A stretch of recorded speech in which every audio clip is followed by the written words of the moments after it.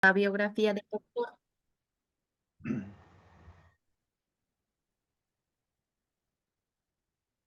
Segundo Toledo ha comenzado sus estudios en el año de 1983, siendo bachiller agropecuario en la Unidad Agronómico Salesiano. Fue profesor de segunda enseñanza en la Universidad Católica de Cuenca. Fue licenciado en Educación Física, doctor en Ciencias de la Educación.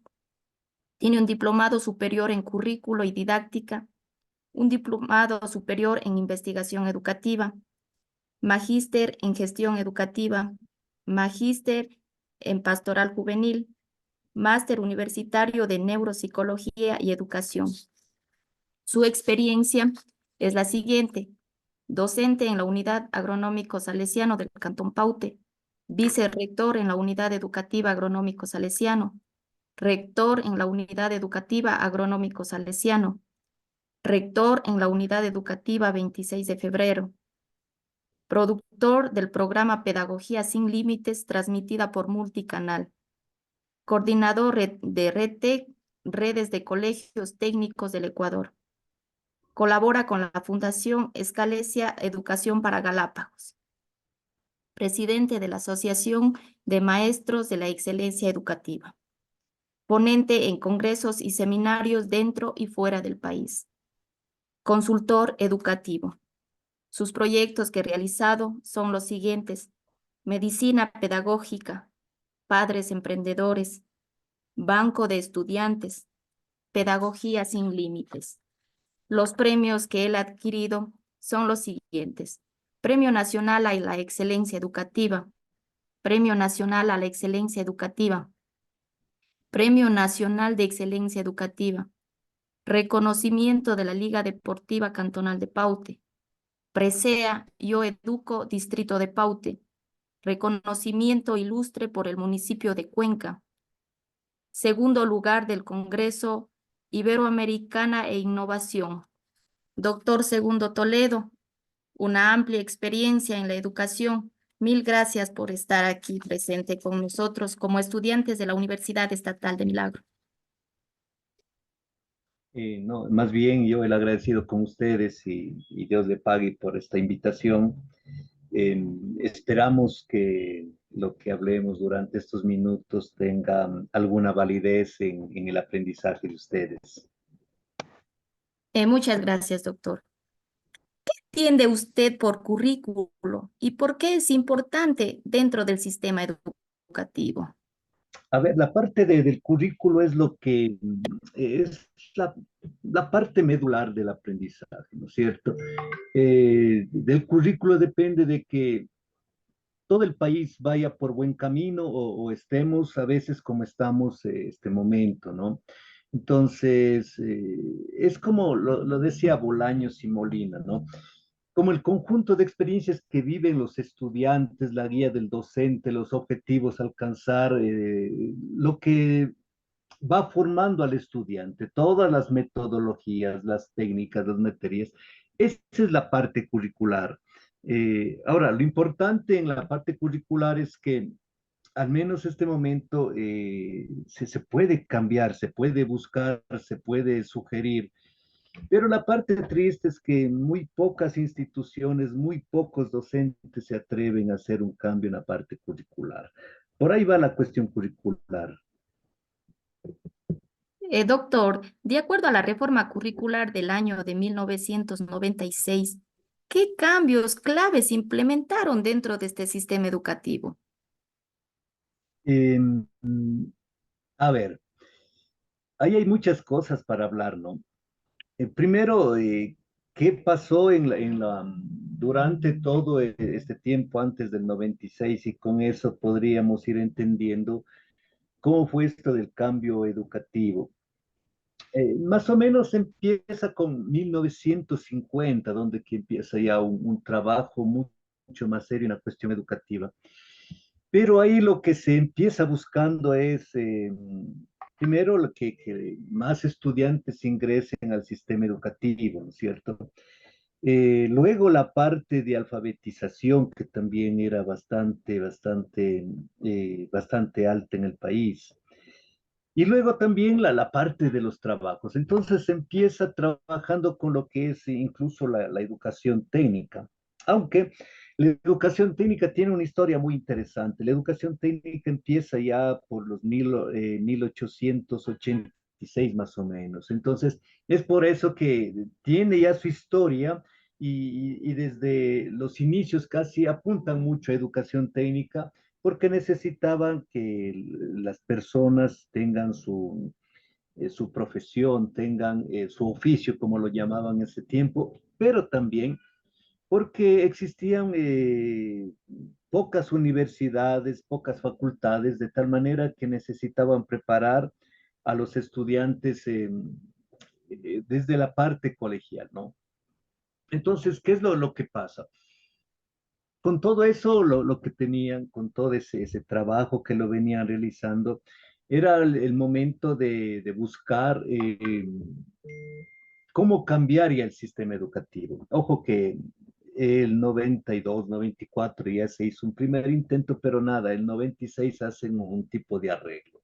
Ahí empiezan a coger ya especialmente ideas de Brunner, de Vygotsky, de Álvarez, y de Rojov y de otros pedagogos, ¿no? Entonces, ¿qué es lo que van buscando ellos?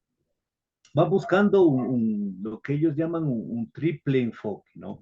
Un enfoque técnico, nuevamente, ahí como les decía, por eso viene la parte desde el 50, incluso desde los siglos anteriores del trabajo técnico. Entonces, su enfoque va desde mejorar la parte técnica, la parte de disciplinar de todas las materias y naturalmente la parte pedagógica.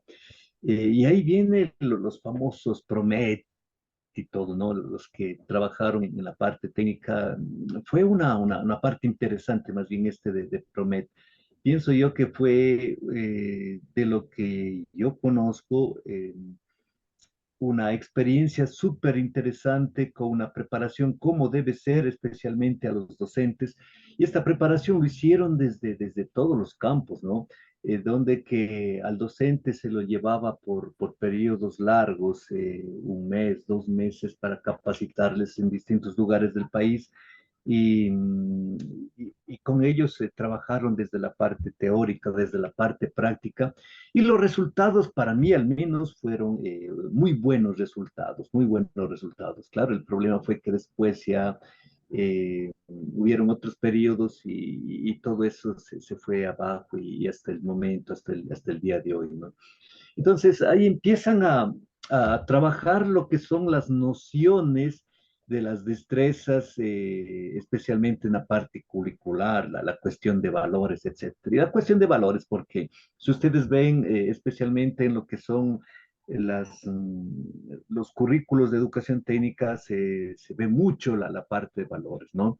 Una de las cuestiones es el valor, es el cómo voy a hacer el aprendizaje, la enseñanza, de qué manera lo hago, y al final dice qué valor va a cumplir. Entonces, por eso es la parte también que le pusieron mucho énfasis en la parte de valores. Entonces, esta parte busca alejarse un poco de este currículo basado en contenidos, ¿no?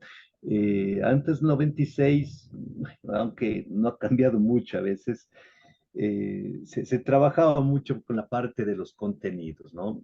Los conceptos, etcétera, la memorización en su grado máximo. Entonces se alejan y ya buscan la parte de destrezas, ¿no? Esta destreza que luego hablaremos, desde un principio tal vez no debería haber sido desde destrezas, ¿no?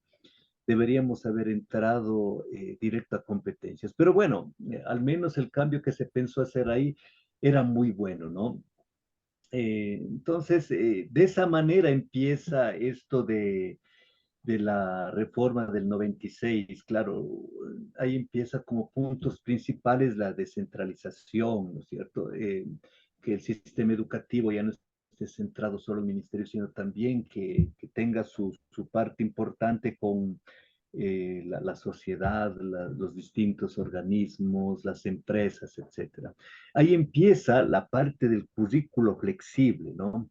Pero como les digo, la parte del currículo flexible, decía, pueden adaptarse a las necesidades locales de la región, etcétera, y también para que den lugar a las habilidades del estudiante. Cada zona tiene su cuestión distinta, ¿no? Cada zona es diferente a la otra, entonces, por eso era importante que sea flexible. Sin embargo, ustedes han de escuchar hasta este momento cuando se habla con los docentes dicen, pero es que desde el ministerio nos dicen esto, desde la zonal nos dicen esto, desde el distrito nos dicen esto. Y cuando se les dice, pero es flexible, propongan, hagan, busquen, promuevan, nada, ahí viene el problema, ¿no? Porque eso sí requiere un poco de tiempo, requiere un poco de dedicación, requiere un poco de sentarse, de juntarse entre docentes y empezar a buscar distintas ideas. Entonces, eso sí es un poco de problema. Incluso hay muchos reclamos de los libros, ¿no? Los libros no son los adecuados. Correcto, maestro, pero haga su libro. Nadie impide que haga su libro, que haga su currículo, que haga su material. Eso. Luego también la parte de la evaluación que le dieron mucha importancia, aunque en esto de la evaluación fue uno de los problemas también, porque parece que no lo trabajaron a fondo y después fue uno de los problemas que tuvo esta reforma, ¿no es cierto? Luego también la formación docente, como les decía, especialmente en educación técnica se trabajó muchísimo y en las otras áreas también, ¿no?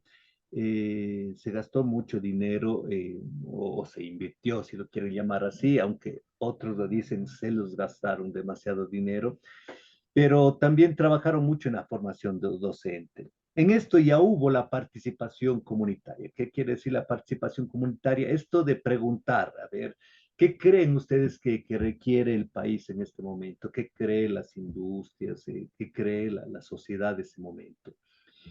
También la parte de equidad y acceso se fue trabajando mucho, que eso es también súper importante, y la parte intercultural, ¿no? Entonces se trabaja fuerte en la parte intercultural, cuestión que ya se lo venía realizando desde hace mucho tiempo.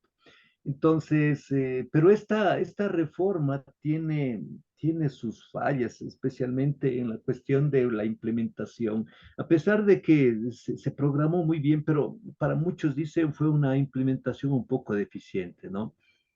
Y dice que continuó la parte de desigualdades porque se dice, y eso lo pongo entre paréntesis, porque una cosa es lo que nos hacían creer los gobiernos, ¿no?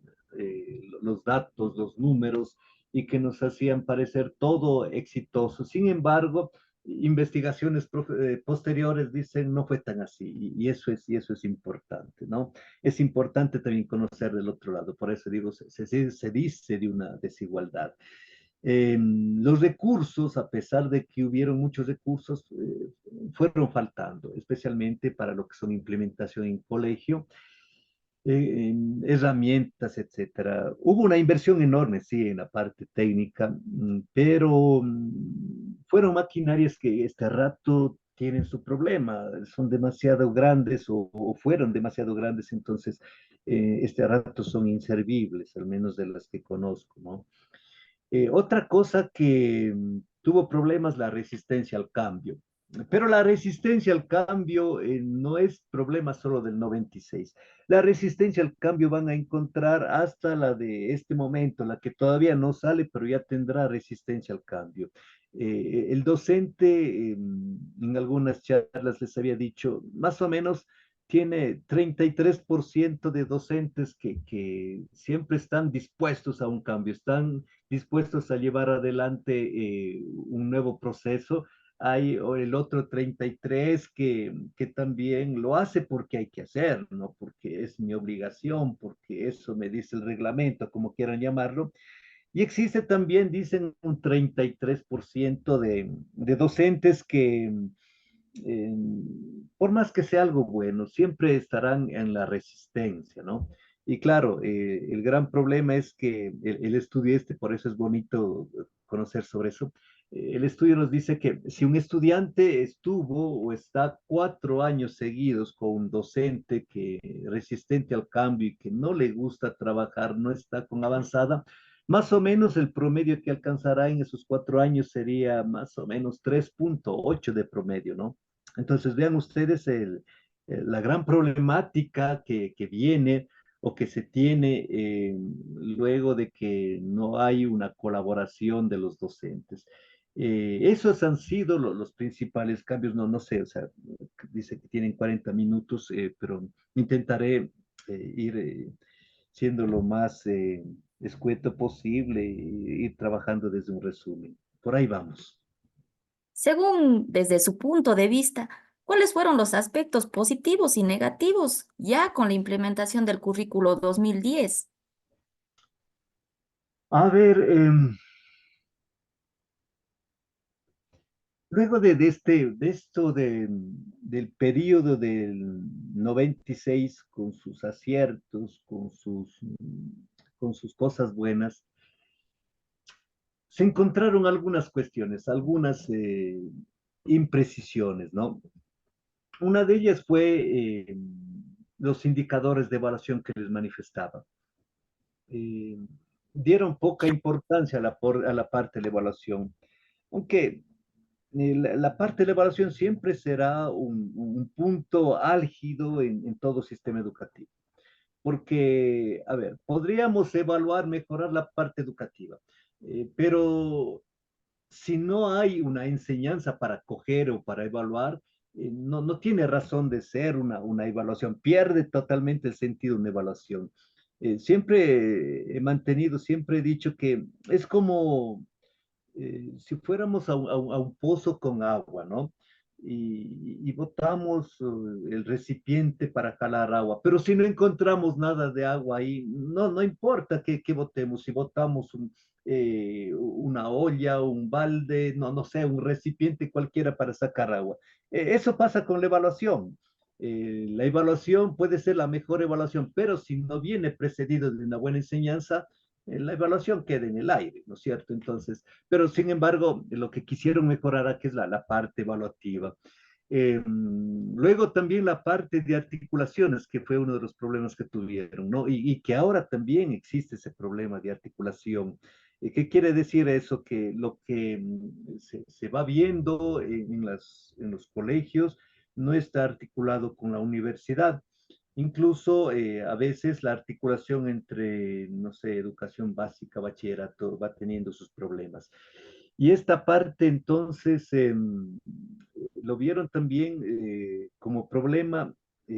Hace 3 semanas tuvimos una reunión con los exministros de educación. Estuvieron 7 exministros, ¿no? Em, pero estos exministros decían, la pregunta para ellos fue, ¿qué les faltó por hacer? Y lo que les faltó, algunos de ellos decían, fue lograr articular la parte educativa, la parte escolar, la parte de un bachillerato con las universidades. Está totalmente desarticulado, decía, y es por eso que tenemos estos problemas, ¿no? Entonces, ese fue uno de los problemas. Luego, en esta nueva reforma ya del 2010, ya empieza a entrar como parte principal esto del buen vivir, ¿no? Suma causa que tomó como principio la transversalidad del currículo, incorporando en los ex temáticos la interculturalidad, que lo trabajaron mucho ellos, la formación de una ciudadanía democrática. Recuerden que estuvimos en esta época de un correísmo y él también apuntaba a la parte democrática, apuntaba mucho a la protección del medio ambiente, al cuidado de la salud y naturalmente los hábitos de recreación de los estudiantes. Y también una parte importante, la educación sexual de los jóvenes. Y eso es una parte importante que hasta ahora lo van viendo y siempre será, ¿no? La parte ecológica también, especialmente con esto de las ODS 2030, adquiere muchísima, muchísima importancia. Eh, Luego, esta parte ya lo basan en una pedagogía crítica, ¿no? Em, ¿qué implica una pedagogía crítica? Una pedagogía donde que ya podemos ir analizando lo bueno, lo malo. Entonces, estamos también frente no sé, a nuevos procesos educativos donde que existen docentes ya mucho más preparados y con capacidad de hacer críticas y al sistema educativo, pero desde la ciencia, ¿no? Con esto no quiero decir que en años anteriores o no sé, siglos anteriores no había eso, sino que ya con las facilidades que van existiendo, van preparándose más los docentes. Existe también la parte de un desarrollo de la condición humana, la preparación para la comprensión, un pensamiento crítico y creativo, que esto es importante también, ¿no? Que ya no es solo crítico, sino también ya buscamos la parte creativa, ¿no? Y ahí empieza incluso el aprendizaje significativo, empieza también el desarrollo de destrezas, con criterio de desempeño, el empleo de tecnologías, que eso es importante. Estamos ya en un nuevo siglo y en donde que la tecnología ya empieza a hacer, a caminar a pasos agigantados y de eso nosotros vamos ya tomando para la parte educativa. Y eso es importante también porque vamos a ver que en el nuevo, en el nuevo proyecto que tiene el ministerio ya va tomando mucho más fuerza esto de las tecnologías. Esto de la información, la comunicación, la evaluación integradora, los resultados del aprendizaje, van tomando también importancia aquí en el 2010. Y esto da como resultados nuevos indicadores de cómo vamos en educación del país. Y sí, es triste decir, fueron unos los indicadores que nos dieron en esa época, pero fueron otros los que realmente constaba en los libros, en los archivos de pruebas PISA, de pruebas SER, etcétera. Entonces, ahí ya tenemos un pequeño problema, ¿no?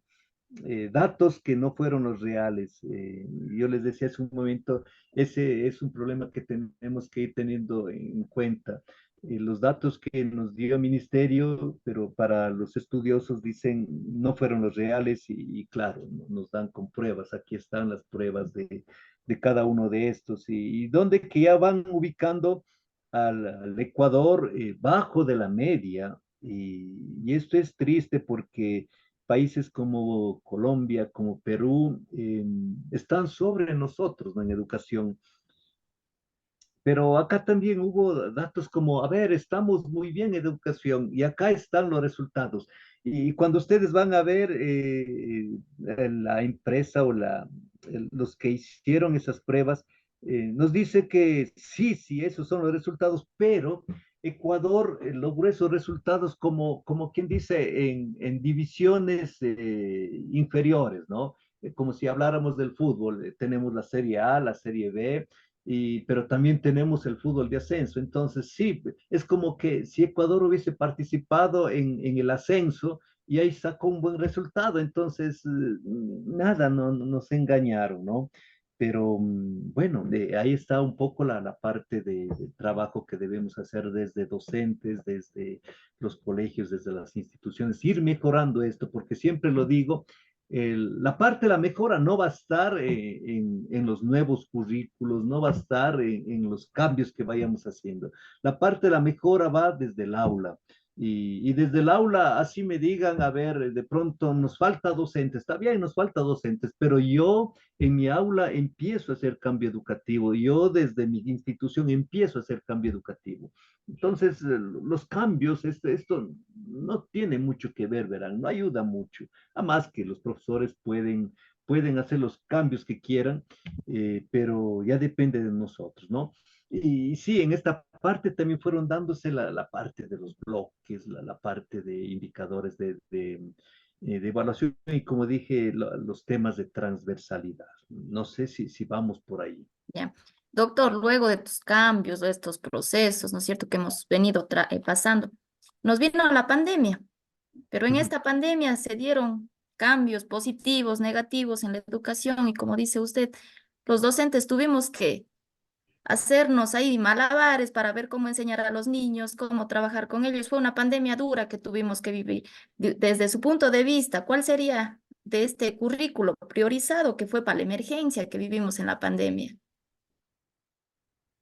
Pero ahí tenemos eh, un problema pero también una parte, un punto importante para los docentes. En la pandemia no hubo país del mundo que tenga la varita mágica. Ojo, eso es importante, ¿no? No hubo país del mundo que diga, a ver, en pandemia hay que trabajar de esta manera. Y si ustedes van viendo experiencias de otros países, casi son similares a los nuestros, ¿no? De tal manera que cuando nosotros preguntábamos a distritos, a ministerios zonales, ¿qué hacemos? Bueno, no es culpa de ellos, tampoco sabían qué hacer. Esperaban a ver qué es lo que sucedía, qué es lo que hacían, alguna idea interesante de algún país que lo hacía y lo iban tomando. Y en eso hay que ser sinceros. Ningún país estuvo preparado para esto, así es que esto de la pandemia fue más bien un momento o un salto enorme. Algunos autores lo dicen de, no sé, unos 20 años, otros le dicen un poquito menos, pero nos llevó 20 años adelante y nos obligó a los docentes a prepararnos en todo el tema tecnológico. La parte triste es que nos dimos cuenta que por allá no va la parte educativa. Que la educación del futuro va a ser esa, sí, pero nada va a reemplazar a la educación presencial, ¿no? Y eso lo demostraron todos los estudios en todos los países. No hubo uno que diga, sí, mejoramos la parte educativa o se mejoró la educación durante la pandemia. No, todos manifiestan que hubo un retroceso. Y luego, claro, por eso es que algunos pusieron que volveríamos a, la, a recuperarlos en algunos en 2, 3 años, otros en uno, los más optimistas, pero no, fue un retroceso, pero una posibilidad también enorme para la parte de innovación educativa, para el conocimiento de plataformas y todo lo que incluso este momento estamos utilizando.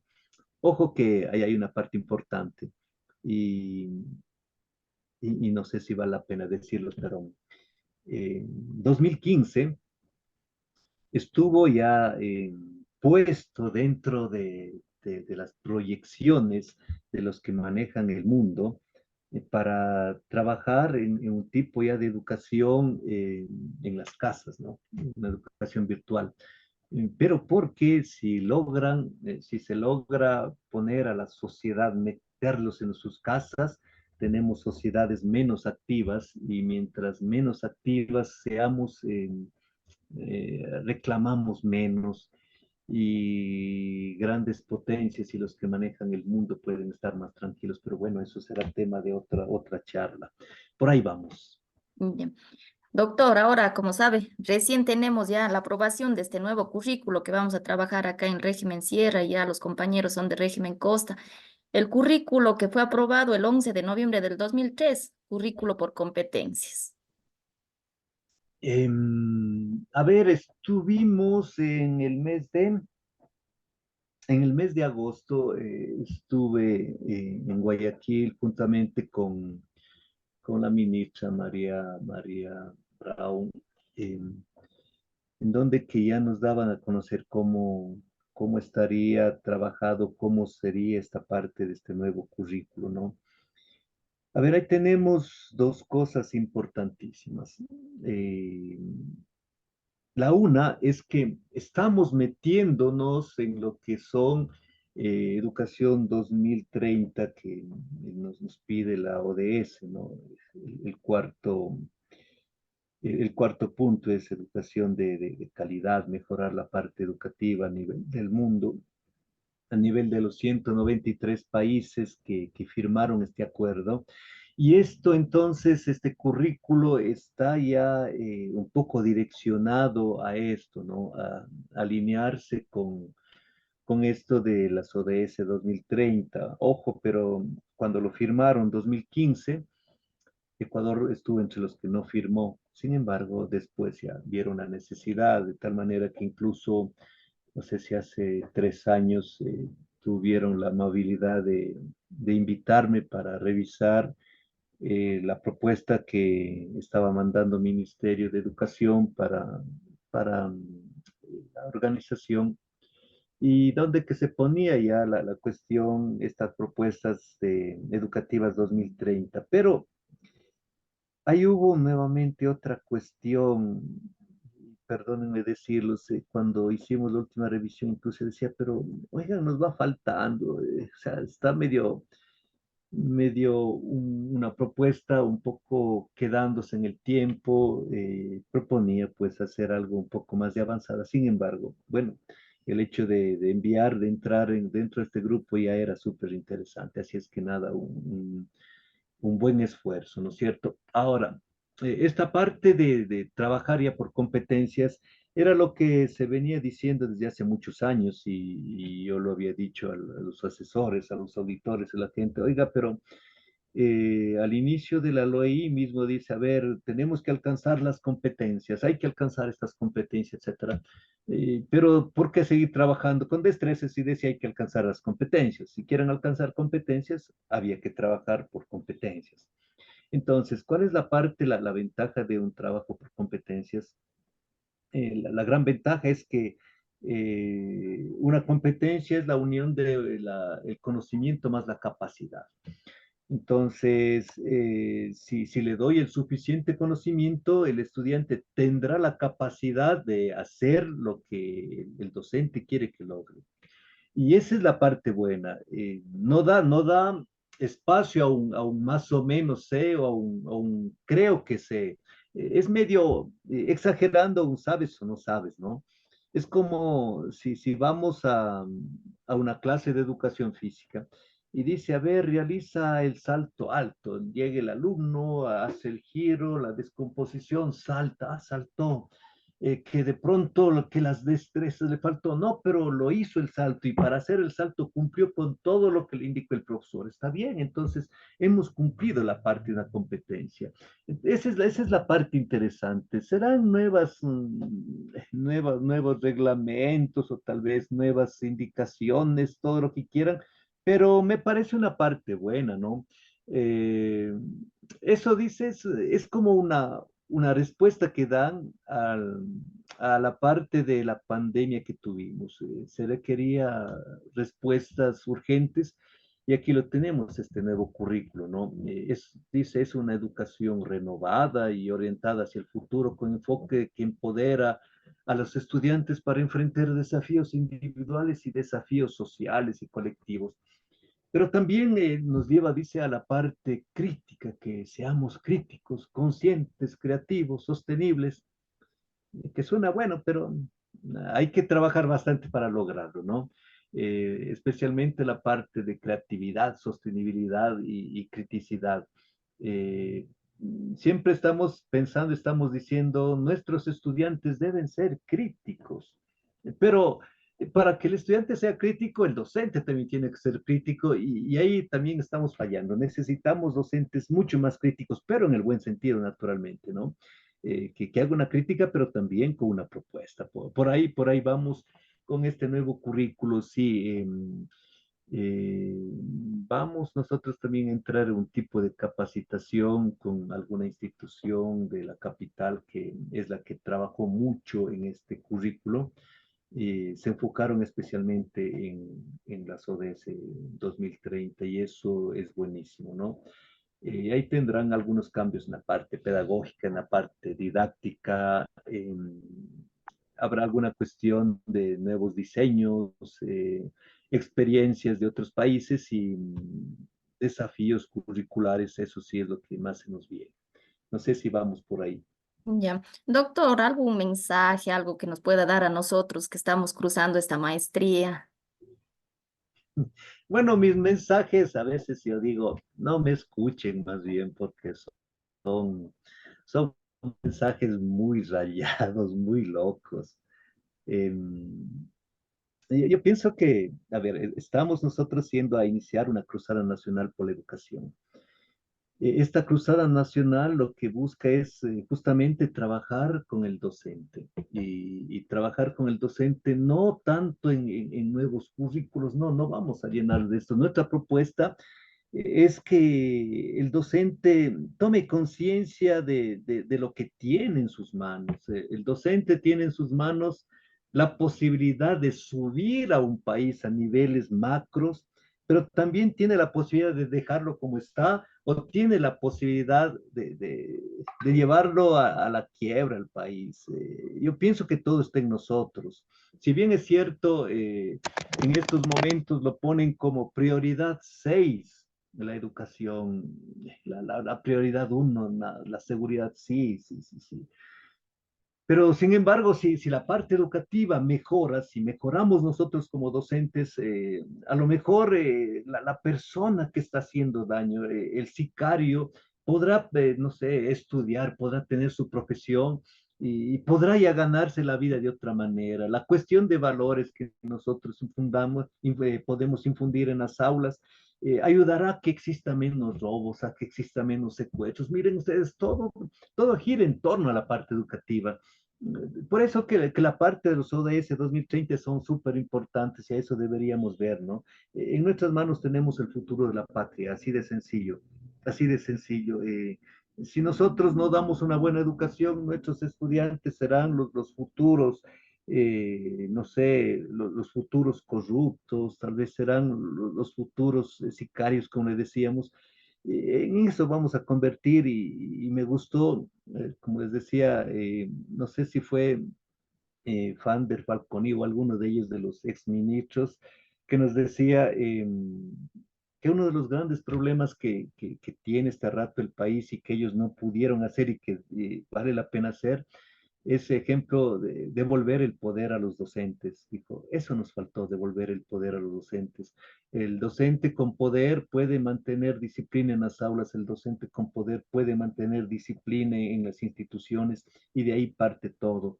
Entonces, sí, en nuestras manos está el futuro del país. No está en manos de políticos, no está en manos de, no sé, de los ministerios, está en las manos del docente.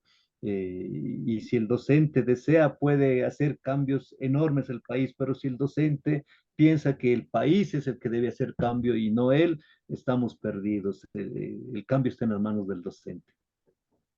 Le agradecemos, doctor, muchas gracias por la entrevista que nos ha permitido, de mi nombre y de mis compañeros. Muy agradecidos, doctor. Nada más, yo el agradecido y perdónenme las locuras y los horrores que hablo. Gracias, doctor. A ustedes, Gracias, doctor, Buen muy día. amable. a ustedes, gracias.